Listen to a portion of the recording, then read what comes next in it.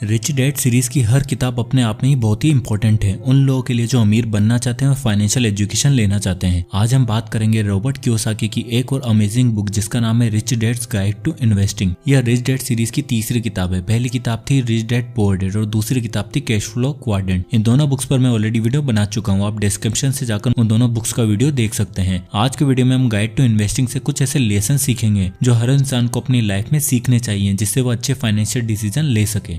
Robert Kiyosaki बताते हैं जब वो 12 साल के थे तो वो एक दिन बीच पर अपने रिच डैड के साथ वॉक कर रहे थे। रिच डैड उनके दोस्त माइक के डैड थे और रॉबर्ट उन्हें रिच डैड के नाम से पुकारते थे। तब रिच डैड ने उन्हें एक बड़ा सा आलीशान बंगला दिखाया और उन्होंने रॉबर्ट से बोला कि उन्होंने ये बंगला खरीद लिया है। रॉबर्ट ये बात सुनकर बहुत ही हैरान रह गए क्योंकि उन दिनों रिच डैड इतने अमीर नहीं थे और उनकी इनकम रॉबर्ट के पुअर डैड जो रॉबर्ट के असली पिता थे उनसे भी काफी कम थी। तो रॉबर्ट ये सोचकर हैरान थे कि इतना महंगी प्रॉपर्टी उनके रिच डैड ने कैसे खरीद ली। तब रॉबर्ट ने उनके रिच डैड से कहा कि आप ये बंगला कैसे खरीद सकते हो, आपके पास तो इतने पैसे ही नहीं है। तब रिच डैड ने कहा कि मैं ये बंगला नहीं खरीद सकता बट मेरा बिजनेस खरीद सकता है। और यही आता है हमारा पहला lesson, increase your expenses and decrease your income. अब आपको सुनने में ये अजीब लग रहा होगा कि रिच डैड ये क्या बोल रहे हैं। सब लोग तो बोलते हैं कि हमें अपने खर्चे कम करने चाहिए और अपनी इनकम को बढ़ाना चाहिए, बट रिच डैड इसका अपोजिट क्यों बोल रहे हैं। रॉबर्ट बताते हैं कि जब वो छोटे थे तो अपने रिच डैड के लिए काम करते थे, तब उन्हें हर घंटे के लिए 10 सेंट्स मिला करते थे। तो एक दिन रॉबर्ट अपने रिच डैड के पास अपनी सैलरी बढ़ाने को गए। तब उनके रिच डैड ने उनकी सैलरी बढ़ाना तो दूर, जो उन्हें 10 सेंट्स मिलते थे वो भी देना बंद कर दिया। इस पर रॉबर्ट बहुत ही नाराज हुए। तब रिच डैड ने रॉबर्ट को बोला कि लोगों को सैलरी देना उन्हें एम्प्लॉय की तरह सोचने पर मजबूर करना है। वह रॉबर्ट को बोलते हैं कि अगर मैं तुम्हारी सैलरी बढ़ा दूंगा तो तुम्हें इसकी आदत पड़ जाएगी और तुम बस एक एम्प्लॉय की तरह सोचने लग जाओगे और हमेशा रेट रेस में ही फंसे रहोगे। रॉबर्ट के रिच डैड रॉबर्ट को बोलते हैं कि हर एम्प्लॉय एक जैसा ही सोचते हैं कि उन्हें ज्यादा से ज्यादा सैलरी मिले जिससे कि उनकी इनकम बढ़ सके और वह अपने एक्सपेंसेस कम से कम करें जिससे कि वह ज्यादा से ज्यादा पैसा सेव कर सके। बट रिच डैड रॉबर्ट को इसका अपोजिट करने को बोलते हैं। वो बोलते हैं कि अगर आप अपना बिजनेस करते हो तो आपको अपने बिजनेस से कम सैलरी विड्रॉ करनी चाहिए। ऐसा क्यों? ऐसा इसलिए क्योंकि अगर आप ज्यादा पैसा अपनी सैलरी के रूप में लोगे तो आपको उस पैसे पर टैक्स पे करना पड़ेगा। इसलिए मैक्सिमम लोग जो जॉब करते हैं तो उनकी सैलरी का एक काफी बड़ा हिस्सा तो टैक्स में ही चला जाता है और बचे कुछ पैसे वो ऐसी जगह पर रख देते हैं जिससे उन्हें अच्छा खासा रिटर्न भी नहीं मिल पाता है। इसलिए जितने भी बड़े बड़े बिजनेसमैन है वो अपनी सैलरी के रूप में कम से कम पैसा लेना पसंद करते हैं। यहाँ तक कि मार्क जकरबर्ग और इलोन मस्क भी अपनी कंपनी से ऑलमोस्ट 0 सैलरी ही लेते हैं जिससे कि उन्हें उस पर टैक्स देना ना पड़े। और अमीर लोग अपने बिजनेस के एक्सपेंसेस बढ़ाते जाते हैं और अपने बिजनेस को बढ़ाने के लिए वो पैसों को री इन्वेस्ट करते हैं जिससे उनकी वेल्थ और भी बढ़ती रहती है और इसी से इन कंपनीज के शेयर के प्राइस भी बढ़ते जाते हैं क्योंकि ये सारा पैसा री इन्वेस्ट करते हैं। एक और इंटरेस्टिंग चीज रॉबर्ट इस बुक में बताते हैं कि हमें पैसे सही जगह पर इन्वेस्ट करने हैं। एक्सपेंसेस बढ़ाने का मतलब ये नहीं कि वेकेशन घूमने चले जाओ या फिर महंगी कार ले लो। अपने शौक के लिए पैसों को खर्च नहीं करना है, हमें सही जगह पर इन्वेस्ट करना है। जैसे अपनी नॉलेज को बढ़ाने के लिए बुक्स खरीदो या फिर कोई कोर्स ले लो या अच्छे एम्प्लॉय को हायर करो जो आपका काम अच्छे से कर सके ताकि आपको और भी ज्यादा टाइम मिल सके अपने बिजनेस को ग्रो करने का।